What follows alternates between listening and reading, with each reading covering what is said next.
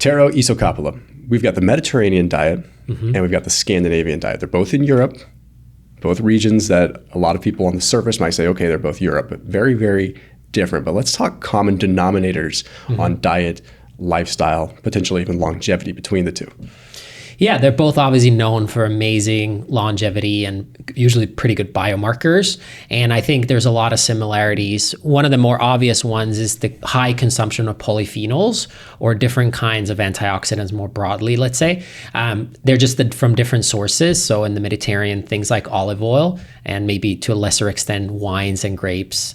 And in Scandinavia, it's a lot of wild berries. There's access to tons of amazing berries, and people use them on a daily basis on high amounts. And I think the impact there on gut health is probably favorable. Related to the gut health, maybe fermented foods, but in different sources. Be that, variations of sourdough, but also in Scandinavia, because of the harsh winter, you would have to store food. So, fermenting food was an easy, obvious way to fermenting. And obviously also fermented beverages, I think, exist at least historically in both regions, but in different ways. And then small fishes. I mean, fish in general, both regions consume a lot of lean meats. Scandinavia, maybe more wild game like moose and reindeer, but Mediterranean, it's still like fish heavy. But particularly the smaller fishes, I think, are a lot of credit to the positive biomarkers, be it herring in Scandinavia, or then it's like sardines and mackerels or something like that in the south. While I'm at it, one of the things that I do like about Thrive Market, which I talk about all the time on my channel, and I know you're thinking, oh, here comes the plug. You're right, is that Thrive Market doesn't have a bunch of stuff that has weird added ingredients into it.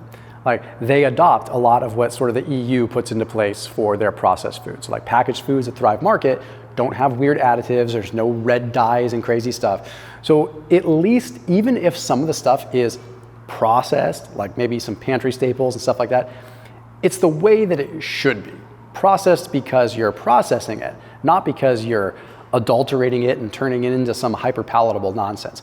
So that link that I put down below is for a 30% off discount link for anything from Thrive Market. So when you go ahead and you use Thrive Market, you get 30% off your entire grocery order when you use that link that's down below. They also have frozen meat and seafood options. They're starting to roll out fresh options for some people. You might not see it reflected on your account or not, but the bottom line is they've got really good stuff. And they've got canned fish, so they've got the tuna, they've got Wild Planet sardines and anchovy, I mean, all that stuff if you're into that and you're trying to live more Mediterranean. But some of the things that I love the most are just being able to get healthier snack options for my kids, because I don't want to just go to regular Vons or Safeway here in California and get something that has a load of garbage and MSG and stuff in it. If I'm going to get them a snack, I want something that I feel like, I don't feel bad about giving them. So that's the whole idea behind Thrive Market, is being able to bring healthier options to the consumer at a decent price, right? So that link down below gets you 30% off plus a free gift. I really do recommend that you check them out. Check them out. They've been a sponsor on this channel for over half a decade, and I wouldn't be recommending them if it wasn't something that I honestly used myself. So that link is in the top line of the description. Yeah, it's like when you look at what most people in America would look at as a Scandinavian fish, you think like Norwegian salmon, or you think like, lox, right? Like smoked salmon, because it's like always the Norwegian salmon. So are those like less prevalent on a day-to-day basis than, say, the smaller fish? It's more of like historically a Sunday fish, meaning that it's a treat. It's like a special occasion if you get salmon, but it would be like the nice meal to have, but it might not be the everyday fish because it is expensive and you only get it at certain regions of the country versus the smaller fishes, or maybe medium-sized cold water lake fishes are available everywhere for free. So they're, less available. But yeah, salmon and trout are pretty common as well. What about dairy? Like, is dairy consumption? I was pretty surprised by my last trip to Europe.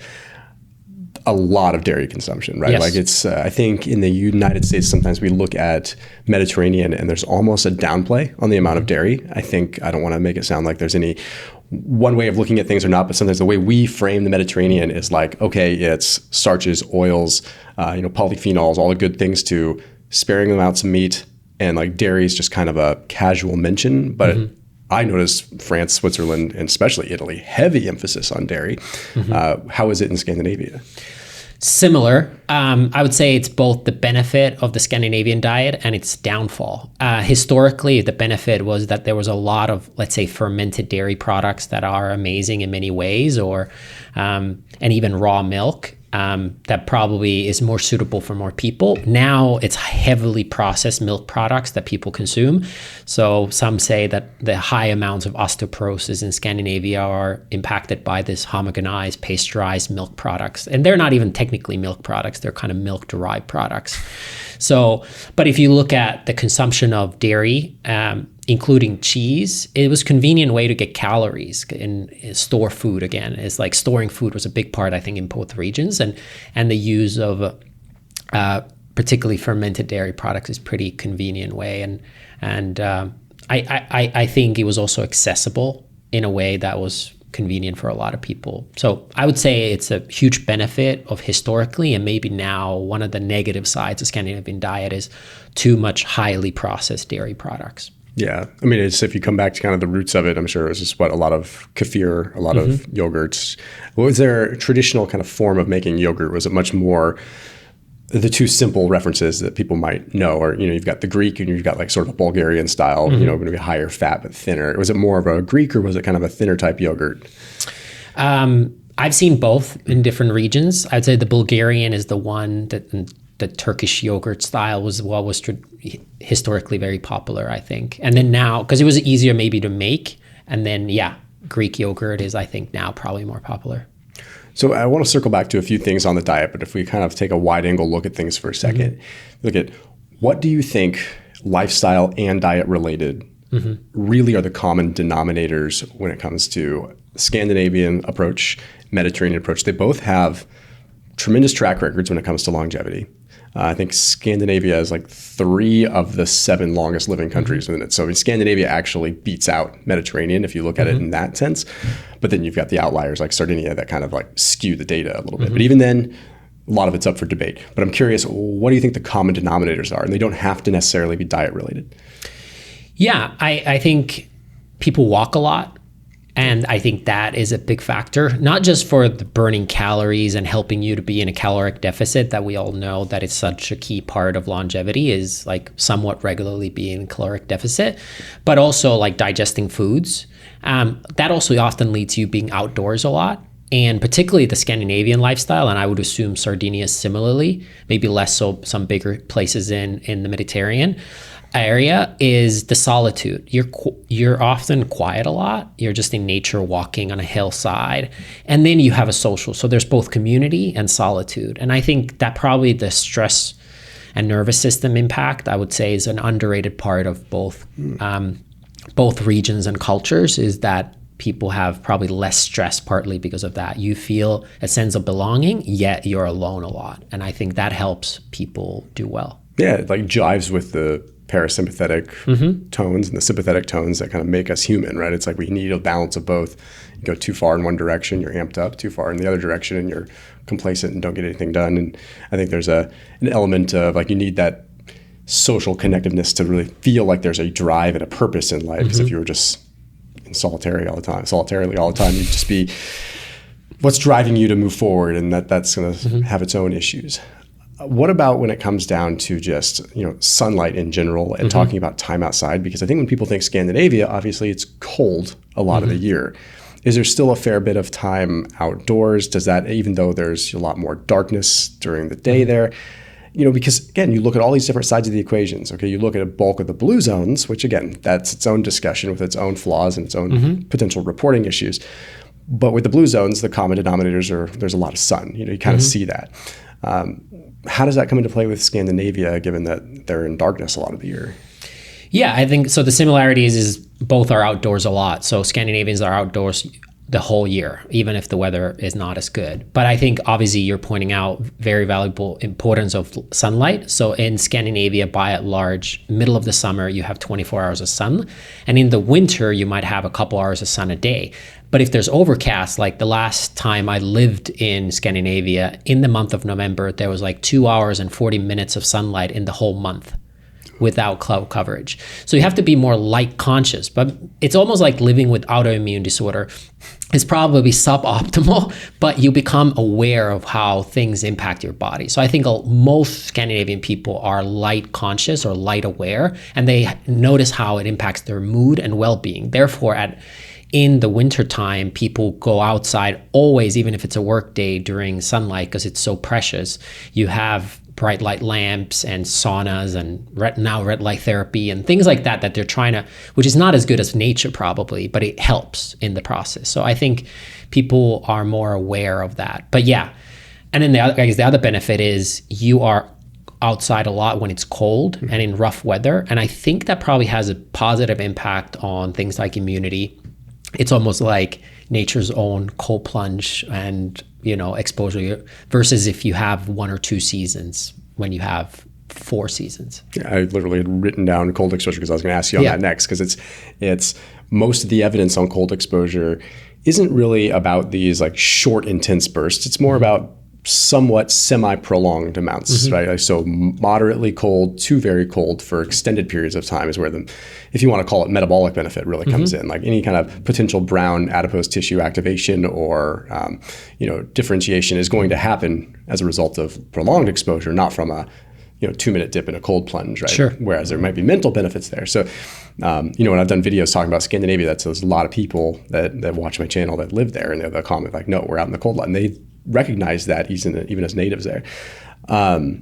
Also, one thing I expressed some interest in a video that I was interested in learning more about is Nordic skiing still like a way of kind of getting around an exercise up there, or is that not so much a thing anymore? It is absolutely a thing. Maybe not in the very south because there's less and less snow in the last few years, but it is still like the king sport of all sports. Yeah. Even though it's like there's no reason, that and hockey maybe, but like there's no reason why it should be so popular. But particularly as like almost like a pastime, recreational exercise, it is very popular.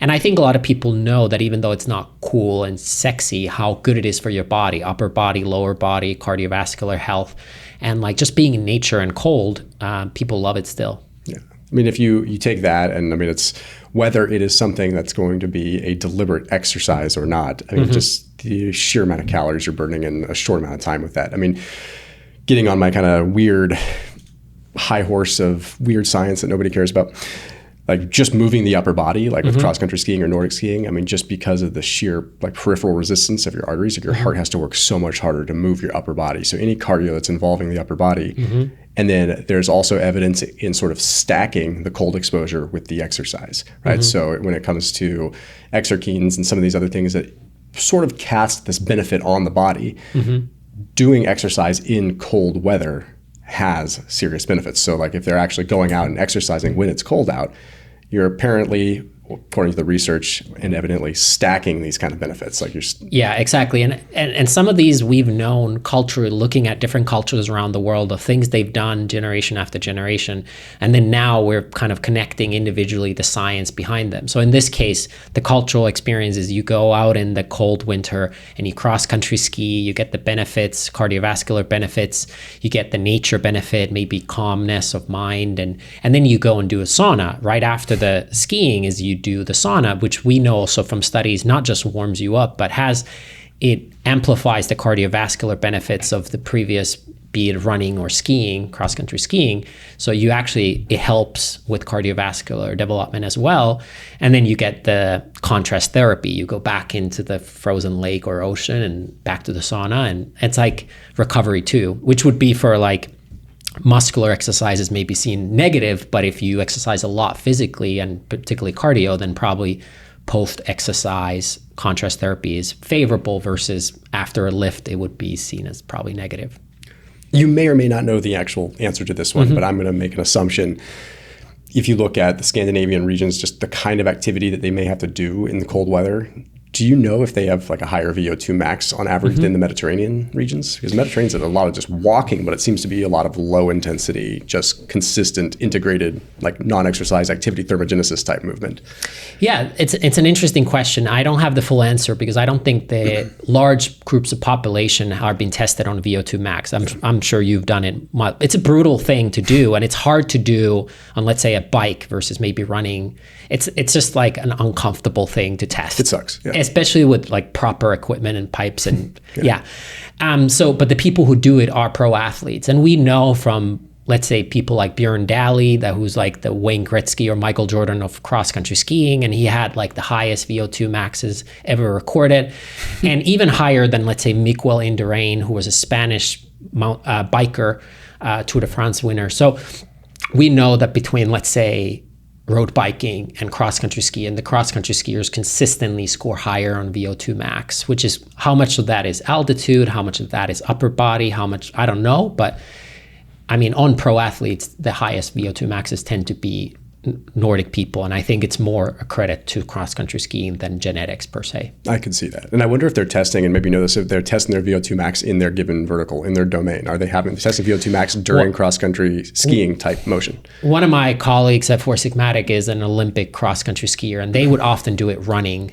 They do it skiing as well, but in running, they just feel like they can hit the max easier because you just eventually fall with the harness. Yeah. So like you run until your legs fall off, literally. But I could imagine that it's also, you are training and testing at two different almost variables, right? Yes. So you're training your upper body, you're training at this full body, and then all of a sudden you're asked to reach VO2 max via, just moving your legs. So there's an element where central fatigue would probably be a higher threshold. And here now we're really nerding out, but talking to these Olympic cross-country skiers, they also said that all their PRs would be higher if they would have done it during season, but you would never do that test during peak season. So they actually do it off season when they're like lesser fit. So they're all saying, I don't know if this is true or false, but they're like, oh, I could have scored higher, but we never tested it during season. Yeah, these are guys like are in probably the 90s, their VO2 max. I mean, just ridiculous numbers. Yeah, there's over hundreds too, but yeah, they are generally 90s. My colleague is on the taller side, 6'7", 6'8", and he was a sprint skier, so he wouldn't score quite as high. Obviously, body size also can impact, but you're an elite level either way. So yeah, you look at. And it's interesting, though, because then if we come back to the Mediterranean, I don't know all the different scores that they have as far as VO2 max across different regions, so I'd be talking out of the side of my mouth. But I know from a lifestyle perspective, it seems as though exercise isn't engineered out of daily life as much, just with the sheer amount of walking, like you mentioned, and the sheer amount of just physical activity that just occurs on a daily basis, even at a small scale. Like the way that I think about it in America sometimes is it's almost as though, and this is not even to rain on it here, but things are so engineered out of our lives and then ultimately kind of sold to us as a service to put it back in, right? It's like, I noticed there weren't as many gyms in Europe. It was a little harder to find them. They absolutely still existed, but there was a little harder to find them. Yes. But you also noticed that people were exercising outside. Like I saw more people, in Italy exercising outside using playgrounds as pull-up bars. Like I was like, wow, you don't see that happening in the States. Like that's just part of life, Granted, that's what I saw, not what maybe is reality. I would imagine it's probably similar in Scandinavia too, just like that way that... Yeah. I've lived in Switzerland, France, and Italy as well, and traveled most parts regions of Europe. And I would say in Mediterranean, it's very hard to find gyms. Last year we were like a month in northern Italy, and it took me a while to find a gym. And then it was like it was the perfect gym for me, but like it would be not a great gym for many other people. Versus Scandinavia, because of the harsh winter, there are gyms. And Nordic people tend to walk a lot, but I think Mediterranean walk even more. There's more neat kind of biking, light exercise. But then Nordic people do well in like CrossFit and extreme things. Icelandic people, Finnish people do well in those kind of like more extreme forms of exercise. I think it's because in the winter, like you kind of crave that because you need another boost to your body, I think. Do you know much about like muscle mass of Scandinavians versus Mediterranean? I mean, because that's something that I wonder how long for generations, I'm sure they've adapted saying, hey, we got to do stuff indoors, so let's lift heavy things. Yeah. Not really, because I don't think in a large population mass there is good data on that. There's a lot of data on BMI. I don't think there's that much data, like how many people do a DEXA scan, or is it just some in-body measurement that's highly not precise, right? But just by living in these regions, I would say generally like Nordic people are more muscular, burly, maybe also high, maybe slightly higher body fat just because of the winter and how much you burn calories in the cold. Versus particularly Italy.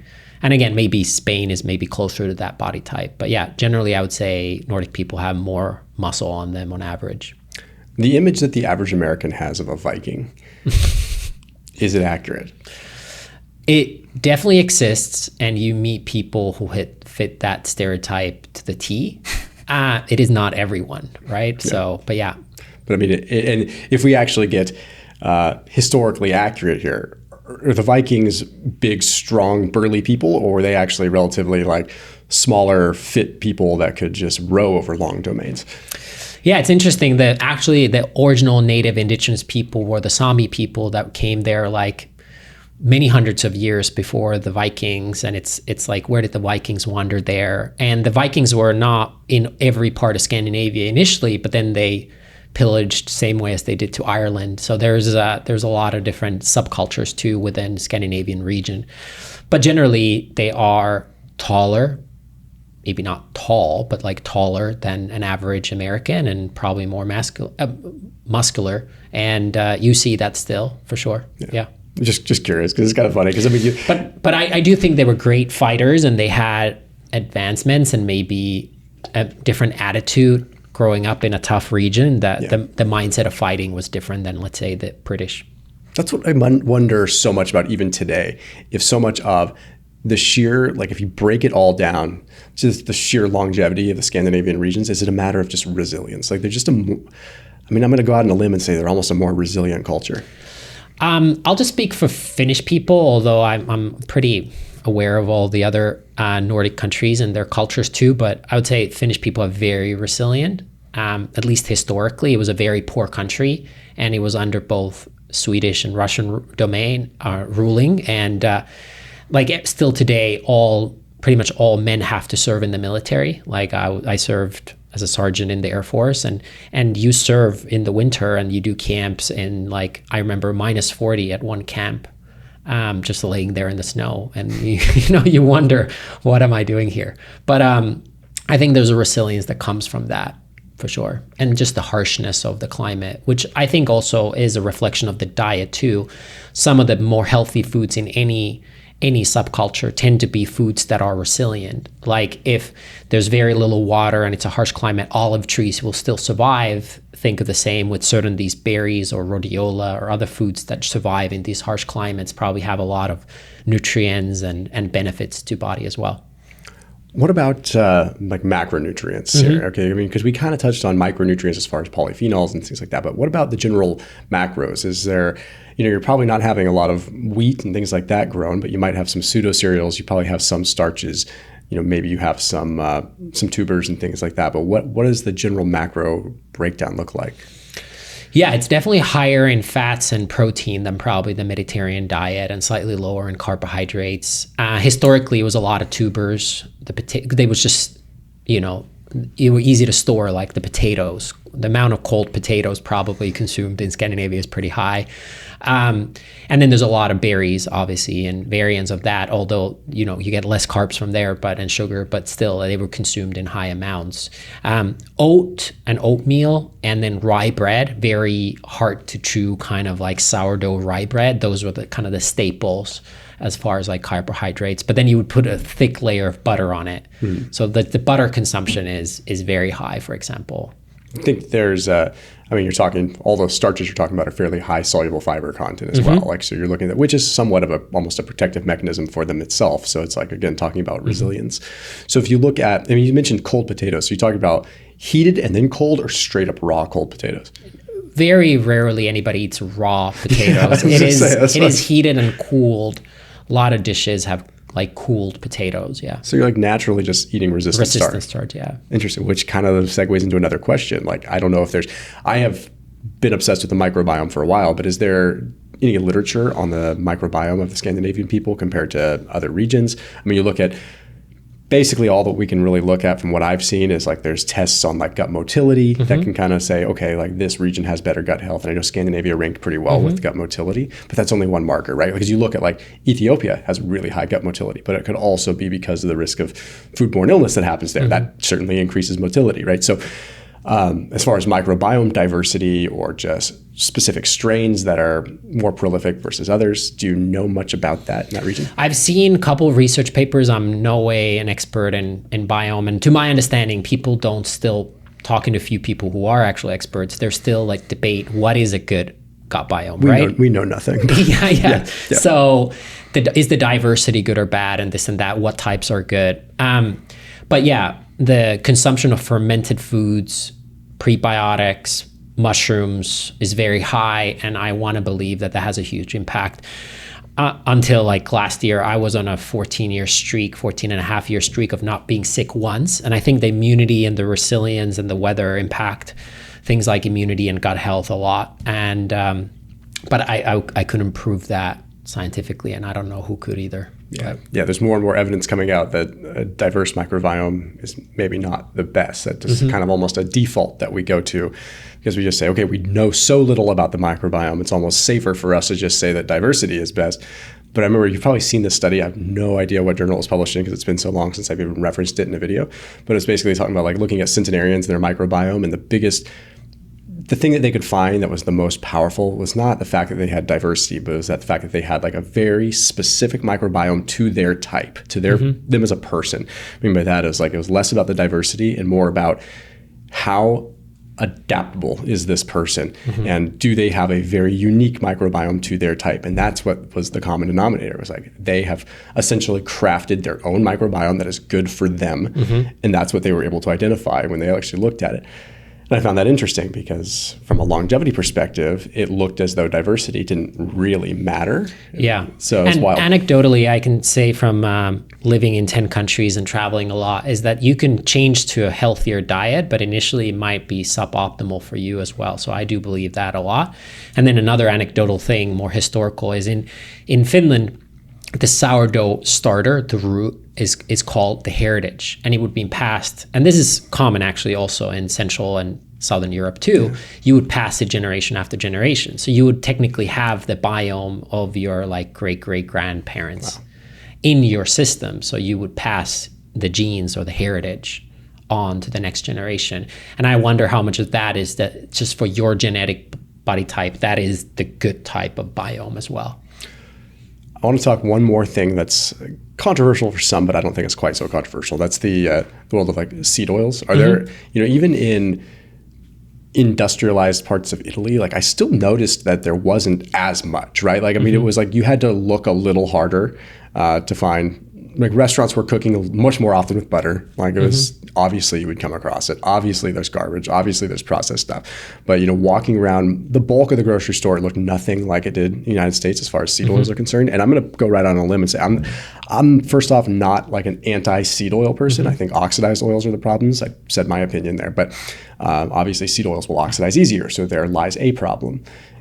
Is there less consumption of seed oils in their sort of industrialized, like sort of solvent-ridden form, or what's it look like there? I think it's changed a lot, similar to the dairy. Historically, it was probably a lot of butter and tallow and all these things, just because you would use every part of the animal, and you would have like a fairly small farm, and you try to use every part, be resourceful. Yeah. And but now, be it canola oil or sunflower, like there is increasingly more. And I'd say if you eat in a restaurant, the probability of, like a seed oil in a plastic big jug in the restaurant is common. Maybe not as common as in the US, but it is common. And I think it's increasingly becoming harder and harder to have that. But historically, probably didn't exist much, if any. I mean, historically, it probably didn't exist. Yes, obviously the processing, the processing was not.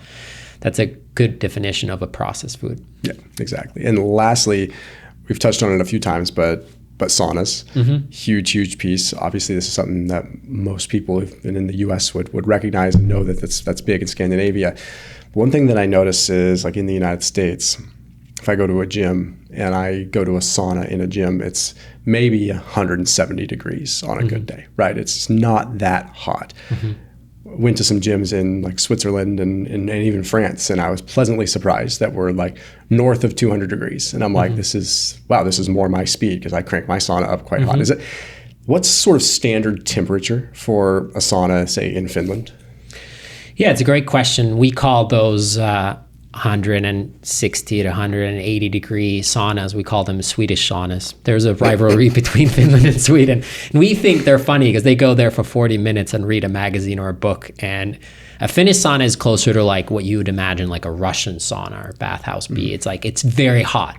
And it's like, if you're there 5 minutes plus, then it starts to get harder. But the whole point is the contrast therapy is like you go back and forth, cool off, come back, cool. And so depends on the sauna. So you have smoke saunas, you got dry saunas, and the humidity and this and that. But usually it is in the 80 to 100 Celsius range. So yeah, I would say 180 to 212 type of temperature ranges. Necessarily more is not necessarily better, because the temperature is such, like sauna nerds and will like work on that, because that has almost a bigger impact on how you feel.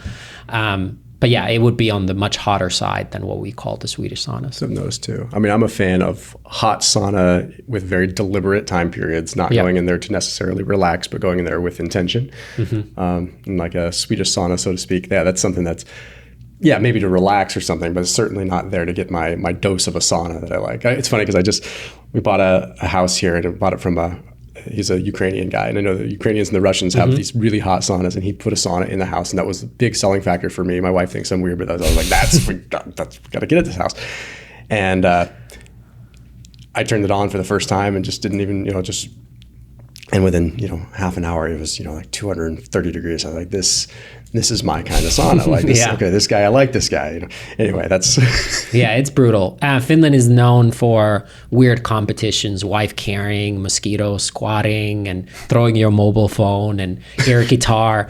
But one of the more legendary or infamous is the Sauna World Championships, where you would just put people in really, really hot saunas, and every, I think, 1 minute they would put more water in it and see who stays the longest. But it ended, I think, about 15 years ago when the Russian and the Finnish competitor, the Russian died and the Finn went to coma because both were too stubborn to leave, and they stopped doing the competition. But it was pretty funny. The Finn won, but like didn't do so well either.